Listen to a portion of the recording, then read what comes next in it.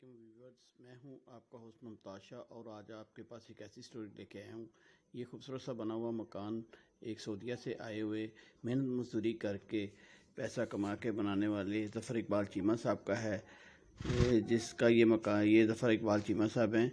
इन्होंने मेहनत से पैसा कमा के ये मकान बनाया है जिस पे कब्ज़ा माफिया कब्ज़ा करना चाहता है। प्रेस कॉन्फ्रेंस के ज़रिए अपनी आवाज़ आला काम तक पहुँचाने का बंदोबस्त किया है। आइए देखते हैं इनकी प्रेस कॉन्फ्रेंस में ये क्या कहते हैं। और 2018 में मैं सऊदीया से वापस आया।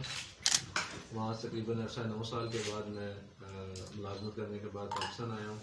पाकिस्तान आने के बाद मैंने ये 2020 में यहाँ पे इस प्लॉट पे कंस्ट्रक्शन की है। उससे 1 साल पहले मैंने प्रोफेसर जाहिद असलम खान से ये प्लॉट खरीदा था 10 मरले का। तो प्लॉट खरीदने के बाद जो उन्होंने मुझे स्टाम्प लिख के दिया था, वो उन्होंने कहा था कि ये सलीम विलास की जगह है, जहाँ पे उन्होंने प्लॉट सलीम विलास की जगह है। कंस्ट्रक्शन करने के बाद जब ये पिछले साल फरवरी में बल्दिया ने सारे पूरे रोहिंग्या खाम में ऑल ओवर द पाकिस्तान उन्होंने ऑपरेशन किया था कि जो गैर कानूनी टाउन बनाए थे जो रजिस्टर्ड नहीं थे, तो ऑपरेशन हुआ था। यहाँ पे भी फरवरी में वो ऑपरेशन हुआ था। उससे पहले मैंने जाहिद असलम साहब को बताता रहा हूँ कि ये प्लॉट मुझे जो बल्दिया वाले बता रहे हैं बार बार कि ये जगह इलीगल है, और मुझे नोटिस भी बल्दिया में दिए गए हैं जो आपको मैं अभी कॉन्फ्रेंस के बाद दे दूँगा। तो उनके नोटिस में देता रहा हूँ, कह रहे थे नहीं ये गैर कानूनी जगह नहीं है। तो जब बल्दिया वाले आए हैं तो बल्दिया वालों ने मुझे फिर नोटिस दिया और वहाँ पे कॉल किया कि आप मुझे वहाँ पे आएँ। उन्होंने मुझे नक्शा बाकायदा वो दिया कि ये जो इनिशियल जो पहली फाइल जमा करवाई थी फैसल टाउन की, उसमें ये जगह पार्क और स्कूल की जगह है जिस जगह पे आपने कंस्ट्रक्शन कर लिया 10 मरला की। मैं जिस वक्त ये रजिस्ट्री करवाई गई थी उस वक्त रोहिंग्या खां में मौजूद था, लेकिन उन्होंने रजिस्ट्री में मेरी शनाख्त किसी और बंदे से करवा के मेरी रजिस्ट्री करवा दी, जिस बंदे को मैं जानता भी नहीं हूँ। उनने करवा के वो मेरी रजिस्ट्री करवा दी। बल्दिया ने नोटिस दिए, उसके बाद कॉलअप किया, उन्होंने बताया जी ये जगह पार्क और स्कूल की जगह है, कंस्ट्रक्शन मुकम्मल हो गई। उसके बाद हमने जाहिद साहब को बताया और उसके बाद हमारी पे बरादरी में पंचायत हुई, फैसला हुआ। उन्होंने कहा कि ठीक है ये प्लॉट जिस कीमत पे मैंने आपको दिया था उसी कीमत पे आपसे वापस लेने के तैयार हूँ, और इसकी जो लागत है वो भी देने के लिए तैयार हूँ। वो एक पंचायतनामा लिखा गया, पंचायतनामा में डिसाइड होगा कि जो हम ईमानन कुरानन जो इस कंस्ट्रक्शन पे पैसा लगा है और जिस कीमत में आपको हमने प्लॉट दिया था वो वापस लेने के लिए तैयार हो। उसके बाद वो पंचायतनामे के बाद 2 से 4 दफ़ा उन्होंने अप्रोच किया और उसी दौरान में उन्होंने हमारे पास इसी मकान पे कब्जा करने की कोशिश की, जो अल्हम्दुलिल्लाह वो कामयाब नहीं हुए। उसके बाद फिर दोबारा पंचायत बैठी, एक स्टाम्प लिखा गया जिसमें उन्होंने कहा जी ठीक है हम आपसे वापस लेते हैं, और उसी जो लागत थी वो आपको देने के लिए तैयार है। उसी बाबत में उन्होंने हमें चेक इशू कर दिए, जिसमें से एक 5 लाख का चेक जो है ना वो पेशगी क्लियर हुआ है, बाकी वो पेंडिंग अमाउंट है अभी तक क्लियर नहीं हुआ।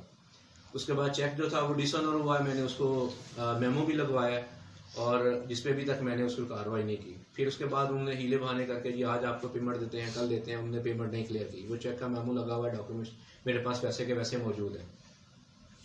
फिर स्टे ऑर्डर लिया, स्टे ऑर्डर लेने के बाद फिर हमने उनको मुतला कर दिया कि जी हमारा आपका मुआहदा ख़त्म हो गया, मुआहदे के मुताबिक आपने हमें पेमेंट नहीं दी, लिहाजा इस जगह से आपका कोई तल्लक नहीं है। उसके बाद हम लोगों ने जो कंस्ट्रक्शन दरमियान में रुकी हुई थी दोबारा इस पर कंस्ट्रक्शन करवाई। कंस्ट्रक्शन करवा के मैंने रूबरू रजिस्ट्रार के इसको किरायानामा को रजिस्टर्ड करवाया और ये जगह किराए पे दे दी। 4 मरले मैंने किराए के ऊपर दे दी और 6 मरले मैंने किसी दूसरी पार्टी को बेच दी हुई है।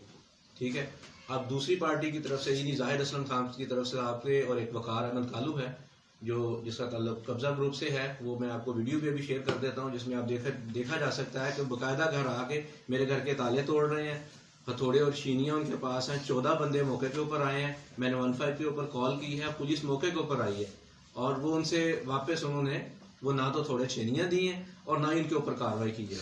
अरसा 2 महीना से 3 महीने हो गए हैं तकरीबन राउंड अबाउट। मैं मुसलसल थाने जा रहा हूँ, DSP साहब के पास गया हूँ कि ये मेरी एप्लीकेशन है, मुझे इसका इंसाफ दिलाया जाए।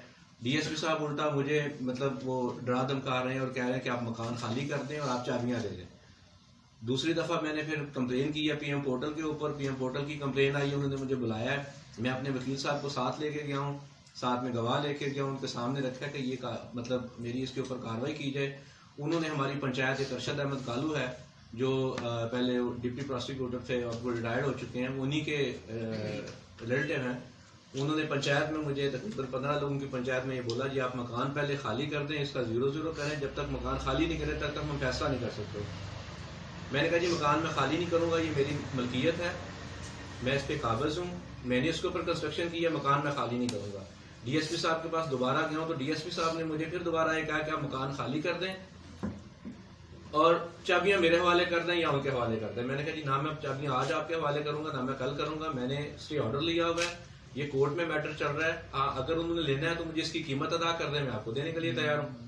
उसके बाद फिर मुझे थ्रेट किया गया, थ्रेट करने के बाद बाकायदा मेरे घर तक नोटिस लगाए गए हैं मुझे कॉल करने के लिए कि आप थाने में तशरीफ लाएं, थाने में तशरीफ लाएं। मैं थाने में नहीं गया। पीएफ की पोर्टल पे उन्होंने जो वापस स्टेटस अपडेट किया है, जो रिपोर्ट भेजी, उसमें ये उन्होंने लिखा कि जी ये एक कोर्ट का मैटर है, हमने मोज़ेज़ शहरी को बताया कि ये कोर्ट का मैटर है, आप कोर्ट से रिव्यू करें।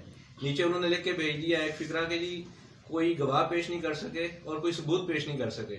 सबूत के लिए मैंने वीडियो भी उनसे शेयर की है, जो डीपीओ साहब का पर्सनल नंबर था, जो पहले असद सरफराज थे, उनके ऑपरेटर के नंबर के ऊपर भी मैंने वो वीडियो भेजी थी, मीडिया पे भी अपलोड की हुई है, आप लोगों से भी शेयर कर लेता हूँ, जिसमें देखा जा सकता है। इससे बड़ा सबूत क्या है कि वो दिन दिहाड़े 2:30 बजे आके 2:45 बजे के करीब मेरे घर के ताले तोड़ते हैं, जिसमें 14 से 15 मौजूद असला से लेस हैं और जाहिर असलम खान खुद है।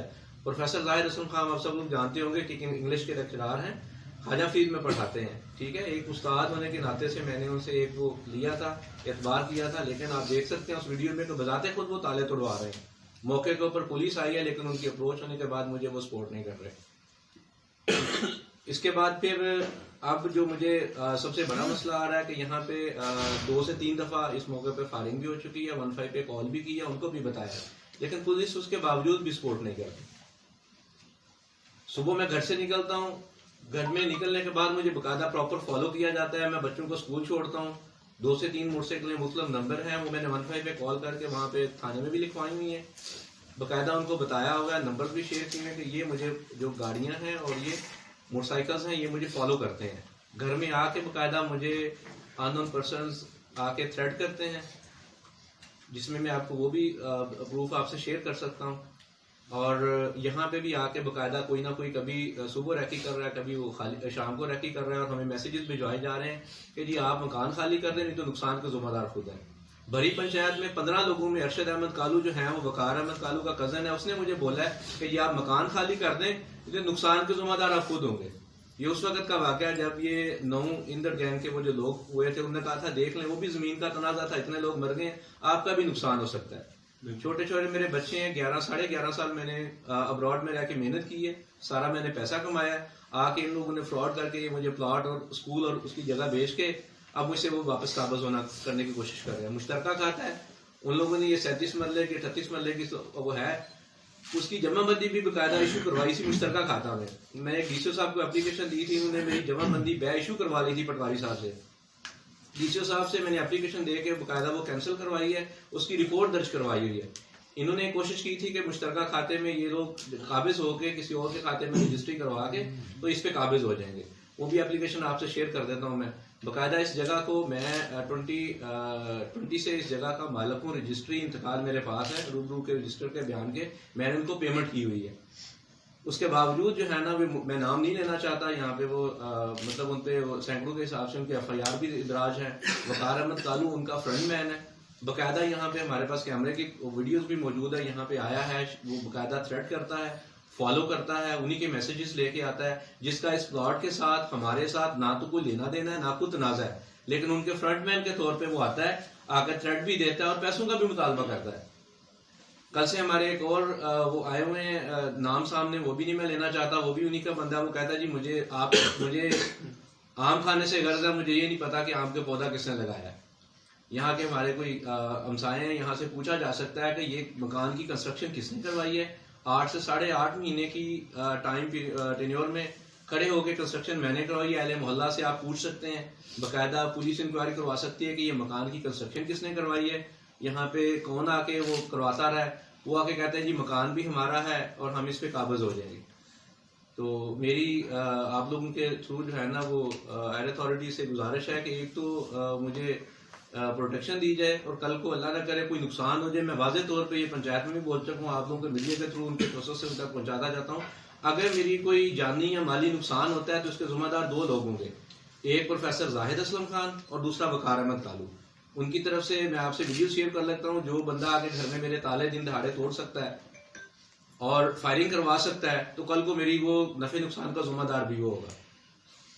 तो मेरी आप लोगों से गुजारिश है कि भी इसको प्रिंट मीडिया और इलेक्ट्रॉनिक मीडिया के थ्रू मैं हायर अथॉरिटी तक अपनी बात पहुंचाना चाहता हूं कि मुझे इस बात में प्रोटेक्शन चाहिए। और बाकायदा मेरे पास स्टे ऑर्डर है, अदालत के स्टे ऑर्डर चल रहे हैं, उन्होंने उसकी तामील भी की हुई है, परसू भी कर रहे हैं, लेकिन उसके बावजूद भी यहाँ पे काबिज होना चाहते हैं।